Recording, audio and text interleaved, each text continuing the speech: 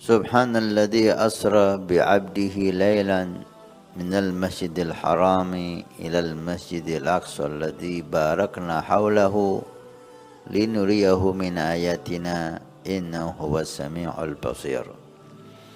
Kejadian Isra Mi'raj Nabi sallallahu alaihi wasallam merupakan kejadian yang sangat istimewa dan sejarah yang perlu kita ingat, perlu kita renungkan karena di dalamnya banyak pelajaran.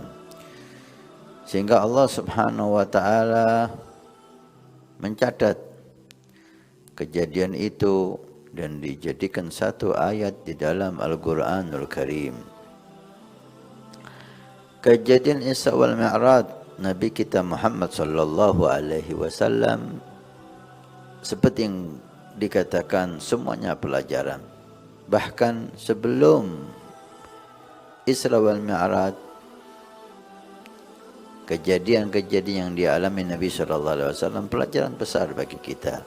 Isra wal Mi'raj dikatakan oleh ulama banyak sekali hikmah dan manfaat di dalamnya. Di antaranya Isra wal Mi'raj adalah bentuk hiburan, bentuk kasih sayang dari Allah Subhanahu wa taala kepada hambanya dan kekasihnya Nabi Muhammad sallallahu alaihi wasallam. Seperti kita ketahui bersama, tidak ada yang dicintai oleh Allah dari semua makhluknya melebihi Nabi kita Muhammad sallallahu alaihi wasallam, dan tidak ada yang cinta kepada Allah seperti cintanya Nabi kita Muhammad sallallahu alaihi wasallam.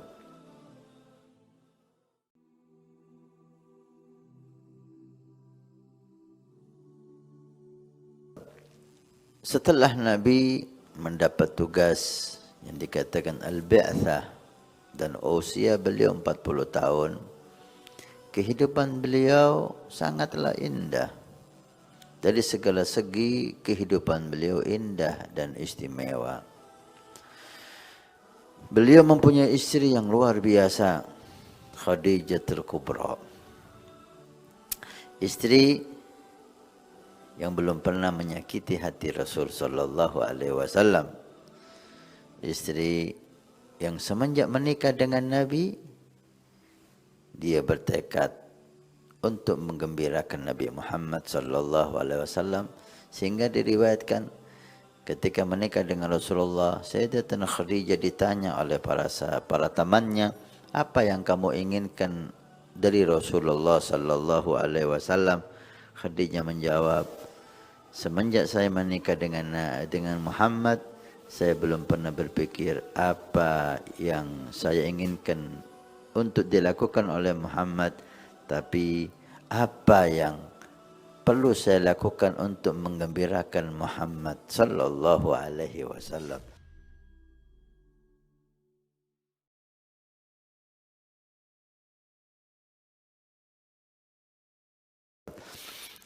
Semua hidup Khadijah untuk Rasul.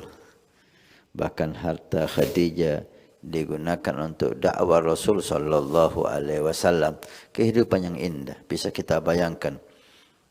Istri yang salehah, istri yang cantik, istri yang punya kedudukan tinggi,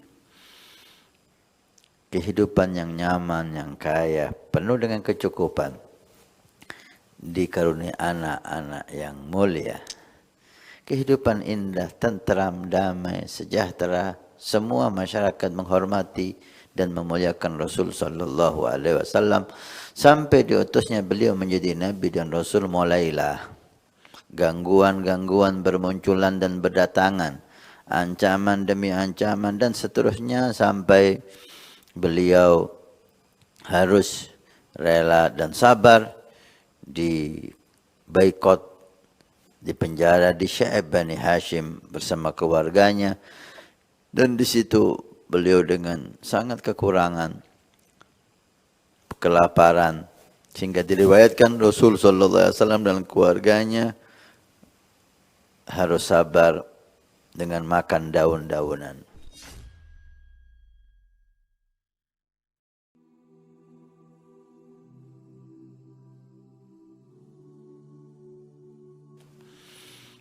2 tahun beliau di penjara di Syaib Bani Hashim. Waktu yang tidak singkat, waktu yang cukup lama.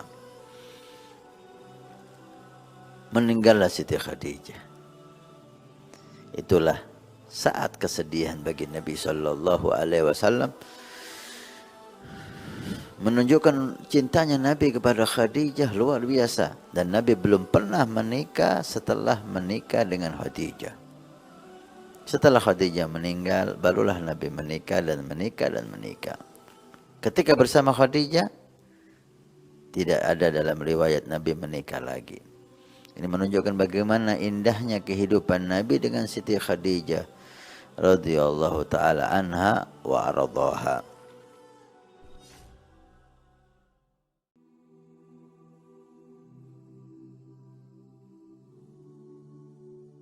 Setelah meninggal Khadijah, meninggal pula paman beliau. Paman yang betul-betul membela Nabi SAW, Abu Talib. Paman yang selalu ada di samping Nabi SAW dan memasang badan untuk membela dan menyelamatkan Nabi Muhammad SAW. Sampai suatu saat paman beliau yang satu ini, Abu Talib, didatangi oleh pemuka-pemuka kafir Quraisy. Ya Abu Talib, kamu adalah tokoh kami dan kamu orang yang kami hormati. Tapi tolonglah putramu atau ponakanmu Muhammad, suruh dia berhenti mencaci Tuhan-Tuhan kami dan menyebarkan agama barunya. Dan katakan kepada dia, apa sih yang dia ingini? Dia ingin jadi orang kaya, maka kami akan kumpulkan semua harta kami jadikan dia orang yang terkaya di antara kami. Ingin kedudukan, ada misi ingin kedudukan, kami jadikan dia pemimpin kami.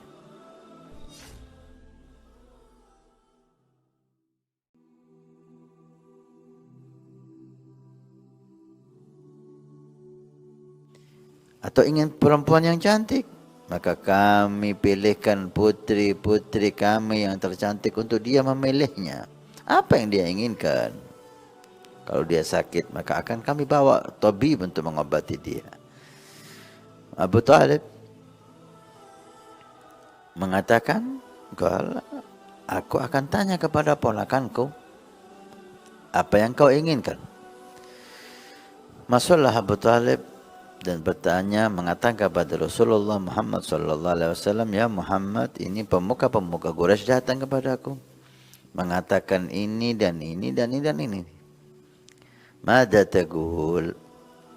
Sekarang saya ingin tahu apa yang akan kau katakan.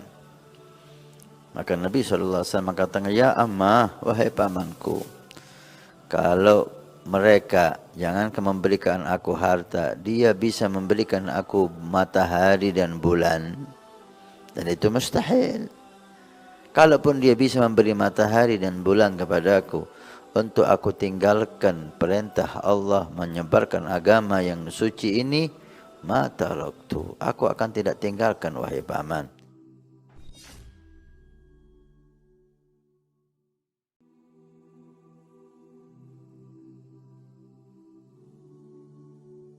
Tidak tinggalkan wahai paman. Ini perintah Allah, aku harus sampaikan. Agama yang aku bawa ini harus aku sampaikan.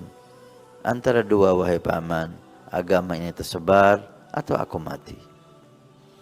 Melihat hal itu, paman Nabi SAW mengatakan, ya ibni akhi, imdi, wahai putra saudaraku, teruskan misi dakwahmu ini. Walladzi nafsi biadih, demi nyawaku yang di tangannya, selama pamanmu hidup, selama aku hidup, dia tidak akan pernah bisa melukaimu atau menyentuhmu. Pembelaannya begitu besar dari paman yang mulia ini. Dari sinilah menunjukkan, dan beberapa riwayat mengatakan bahwa Abu Talib beriman kepada Nabi SAW, walaupun iman dan Islamnya Abu Talib khilaf para ulama. Kita tidak membahas tentang khilaf ulama tentang Abu Talib. ada yang mengatakan dia meninggal dalam keadaan mukmin, ada yang mengatakan dia meninggal dalam keadaan mukmin dan muslim, dan ada yang mengatakan yang lain. Tapi kita diajarkan oleh para ulama kita, para salaf kita, meyakini bahawa Abu Talib mata mu'mina. Abu Talib meninggal dalam keadaan mukmin. Selama ada khilaf yang mengarah bahwa beliau mukmin, kenapa enggak kita ambil pendapat yang indah ini bahwa Abu Talib meninggal dalam keadaan mukmin? Karena beliau paman Nabi dan beliau membela Nabi dengan seluruh yang beliau miliki.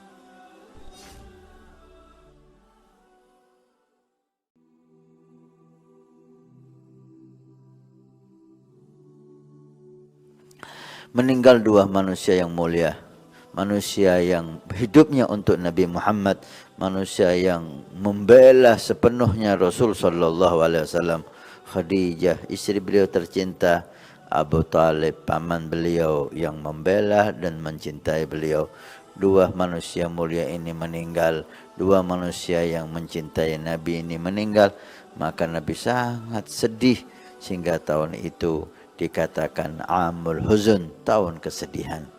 Di sinilah Allah Subhanahu wa taala ingin menghibur Nabi sallallahu alaihi wasallam bahwa setelah kesedihan pasti ada kebahagiaan. Innamal usri yusra, innamal usri yusra. Setelah kesulitan dan kesedihan, Allah menyiapkan keindahan dan kebahagiaan. Bahkan satu kesedihan, dua keindahan dan kebahagiaan. Di sinilah salah satu sebab Allah mengundang Nabi sallallahu alaihi wasallam dalam perjalanan Isra wal Mi'raj untuk menghibur Nabi dan memperlihatkan kepada Nabi hal-hal yang indah yang akan Allah berikan kepada Rasul sallallahu alaihi wasallam.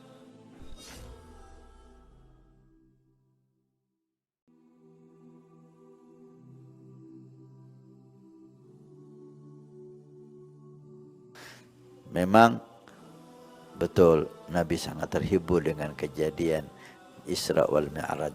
Mudah-mudahan kisah-kisah yang akan kita dengar tentang perjalanan Nabi sallallahu alaihi wasallam dimulai perjalanan dari Makkah Mukarramah, Masjidil Haram sampai ke Masjidil Aqsa di Palestina seperti yang difirmankan oleh Allah Subhanahu wa taala.